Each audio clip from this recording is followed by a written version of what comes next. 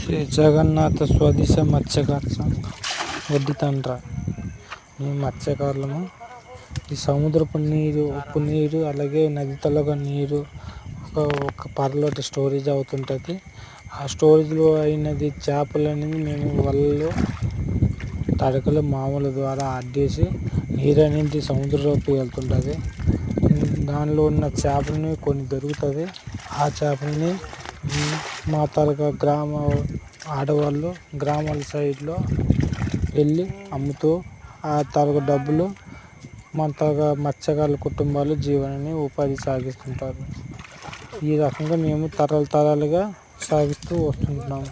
ఈ రకంగా నాకు ఈ పని మాది 4-5 తరాలుగా మేము ఈ రకంగా వెళ్తున్నాం, జీవనోపాధిని సాగిస్తున్నాం.